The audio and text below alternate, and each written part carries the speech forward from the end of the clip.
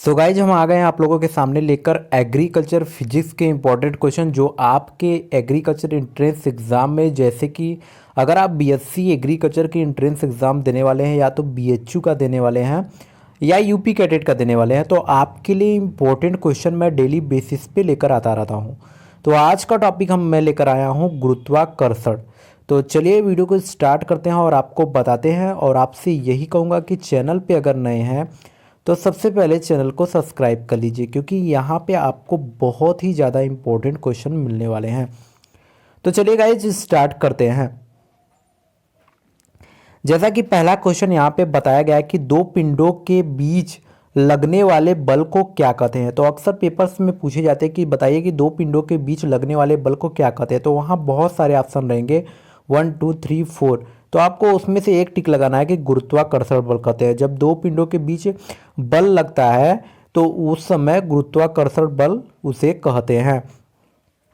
Next question पे चलते हैं और नेक्स्ट क्वेश्चन की बात करते हैं। पूछा जाता है कि गुरुत्वाकर्षण बल के नियम का प्रतिपादन सबसे पहले किसने किया था। तो गुरुत्वाकर्षण बल के नियम का प्रतिपादन जो सबसे पहले किए थे वो थे न्यूटन। कौन थे? न्यूटन थे, उन्होंने सबसे पहले किया था। तो गाइस नेक्स्ट क्वेश्चन पे चलते हैं। पूछा जाता है कि जी, स्मॉल जी, ध्यान दीजिएगा कैपिटल जी नहीं, स्मॉल जी का मान सबसे अधिक कहाँ होता है। तो जो स्मॉल जी का सबसे अधिक जो मान होता है वो होता है, हमेशा ध्यान दीजिएगा, हमेशा नोट कर लीजिएगा कि ध्रुवों पर रहता है। किस पे रहता है? ध्रुवों पर रहता है। वही अगर पूछ लिया जाता है आप लोगों से कि बताइए कि जी का मान सबसे कम कहाँ होता है, स्मॉल जी का, ध्यान दीजिएगा, स्मॉल जी का मान सबसे कम कहाँ होता है। तो जब भी ये स्मॉल जी का मान सबसे कम पूछा जाए तो विषुवत रेखा पर बताएंगे। कहाँ पे? विषुवत रेखा पर। और ज़्यादा पूछा जाएगा तो ध्रुवों पर। चलिए गाइस नेक्स्ट क्वेश्चन पे चलते हैं। पूछा जाता है कि जब लिफ्ट ऊपर की ओर जाती है, ध्यान दीजिएगा, जब लिफ्ट ऊपर की ओर जाती है तो लिफ्ट में स्थित पिंड का भार कैसा प्रतीत होता है। तो ध्यान दीजिएगा, ये मान लीजिए लिफ्ट है और ये लिफ्ट पे कोई खड़ा है, कोई खड़ा है। तो जब लिफ्ट ऊपर जाएगी तो ये नीचे की तरफ दबाव होगा तो ये भार बढ़ा हुआ प्रतीत होगा। क्या होगा? बढ़ा हुआ। लेकिन अगर नीचे डायरेक्ट आ रही है लिफ्ट तो कोई पता नहीं चलेगा, क्योंकि वेट पता ही नहीं चलेगा, भार का पता ही नहीं चलेगा। तो ध्यान दीजिएगा बढ़ा हुआ रहेगा। मतलब यहाँ पे पूछा जब लिफ्ट ऊपर की ओर जाती है तो लिफ्ट में स्थित पिंड का भार कैसा प्रतीत होता है। तो ध्यान दीजिएगा बढ़ा हुआ प्रतीत होता है। नेक्स्ट क्वेश्चन आपसे वही पूछा है उसी तरह का कि जब लिफ्ट नीचे की ओर आती है तो लिफ्ट में स्थित पिंड का भार कैसा प्रतीत होगा। तो हमने ये भी बता दिया, अभी जस्ट बताया कि घटा हुआ, क्योंकि लिफ्ट जब नीचे आएगी तो आपके भार का पता ही नहीं चलेगा और बहुत स्पीड में नीचे आती है। तो ध्यान दीजिएगा भार का पता ही नहीं चलेगा। गुरुत्व जैसे बॉल आप फेंकते तो नीचे आती है तो गुरुत्वाकर्षण बहुत कम आती है। अगर ऐसा स्पीड फेंकेंगे, ऐसा स्पीड में कोई बॉल ले लीजिए, अगर उसको इस स्पीड से फेंकिए कि वह पृथ्वी से बाहर चला जाए तो उसे पलायन वेग कहते हैं। मतलब ऐसी स्पीड या ऐसा स्पीड जिस वेग से आप किसी वस्तु या किसी पिंड को फेंकते हैं और वह पुनः पृथ्वी पर वापस लौटकर नहीं आती है तो उसे क्या कहते हैं? पलायन वेग कहते हैं। चलेगा इस नेक्स्ट क्वेश्चन पे चलते हैं और नेक्स्ट क्वेश्चन की बात करते हैं। तो नेक्स्ट क्वेश्चन पे हम आ गए, आपको बताते हैं।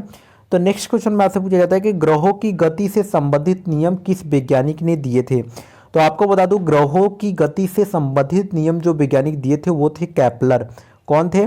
केपलर। और उन्होंने सबसे पहले दिया था। तो सो गाइस, अगर आपको वीडियो सबसे पहले बता दूं कि अगर पसंद आ रहा है तो प्लीज़ लाइक करिए, सब्सक्राइब करिए और प्लीज़ शेयर कर दीजिए सभी ग्रुप्स में। चलिए गाइस नेक्स्ट क्वेश्चन की तरफ चलते हैं। पूछा जाता है आप लोगों से कि किसी ग्रह के चारों ओर परिक्रमा करने वाले पिंड को उस ग्रह का क्या कहते हैं। तो किसी ग्रह के चारों ओर, एक ग्रह है उसके चारों ओर परिक्रमा करने वाले जो पिंड होते हैं उस ग्रह को क्या कहते हैं। तो जब भी परिक्रमा करेंगे तो उसे क्या कहते हैं? उपग्रह कहते हैं। उस पिंड को क्या कहते हैं? उपग्रह कहते हैं। नेक्स्ट क्वेश्चन आपसे पूछा जाता है कि चंद्रमा किसका एक उदाहरण है। तो आपको बता दूं, जो चंद्रमा है वो एक उदाहरण किसका है? पृथ्वी का। किसका है? पृथ्वी का उदाहरण है। सो गाइज नेक्स्ट क्वेश्चन पे चलते हैं और आपको बताते हैं। तो नेक्स्ट क्वेश्चन आपका पूछा जाता है कि बताइए कि उपग्रह की कक्षीय चाल किस पर निर्भर करती है। तो आपको बता दूं, जो उपग्रह की कक्षीय चाल होती है वो हमेशा जब भी निर्भर करती है वो पृथ्वी तल से ऊंचाई पर निर्भर करती है। कब? पृथ्वी तल से ऊंचाई पर निर्भर करती है। वही नेक्स्ट क्वेश्चन आपसे पूछा जाता है पेपर्स में यूपी कैडेट के कि उपग्रह की कक्षीय चाल किस पर निर्भर नहीं करती है। तो उपग्रह की जो कक्षीय चाल होती है वो निर्भर नहीं करती है, मतलब वो निर्भर नहीं करती है किस पे, द्रव्यमान पर। चलिए नेक्स्ट क्वेश्चन की तरफ चलते हैं और आपको बताते हैं। तो नेक्स्ट क्वेश्चन की तरफ आ गए हैं और आपको बताना स्टार्ट करते हैं। नेक्स्ट क्वेश्चन आपसे पूछा जाता है कि पृथ्वी तल के अति निकट चक्कर लगाने वाले उपग्रह की कक्षीय चाल लगभग कितनी होती है। तो आपको बता दूं 8 किमी पर सेकेंड होता है, 8 किमी पर सेकेंड होता है, ये हमेशा याद रखे रहिएगा। नेक्स्ट क्वेश्चन आपसे पूछा जाता है कि पृथ्वी के अति निकट चक्कर लगाने वाले उपग्रह का परिक्रमण काल कितना होता है। तो पृथ्वी के अति निकट चक्कर लगाने वाले जो उपग्रह होते हैं उसका परिक्रमण काल जब भी रहेगा वो रहेगा 1 घंटा 25 मिनट, 1 घंटा 25 मिनट। चलिए गाइस नेक्स्ट क्वेश्चन की तरफ चलते हैं और आपको बताते हैं। तो नेक्स्ट क्वेश्चन की तरफ हम आ गए हैं और आपको बताना स्टार्ट करते हैं। तो नेक्स्ट क्वेश्चन आपसे पूछा जाता है कि पृथ्वी के लिए पलायन वेग का मान कितना है। तो ध्यान दीजिएगा, हमने अभी बताया था कि पलायन वेग वो वेग है, ऐसा वेग है जिस वेग जैसे 11.2 किमी पर सेकेंड है। तो इस 1 सेकेंड में अगर आप 11.2 किमी फेंक देते हैं किसी भार को या किसी पिंड को और इसी स्पीड से फेंकते हैं और वह पृथ्वी पर पुनः लौट कर नहीं आता है, तो उस वेग को क्या कहते हैं, पलायन वेग कहते हैं। नेक्स्ट क्वेश्चन आपसे पूछा जाता है कि गुरुत्वाकर्षण के कारण दो पिंडों के बीच कौन सा बल कार्य करता है। तो आपको बता दूं गुरुत्वाकर्षण के कारण दो पिंडों के बीच जो बल कार्य करता है उसे कहते हैं आकर्षण बल।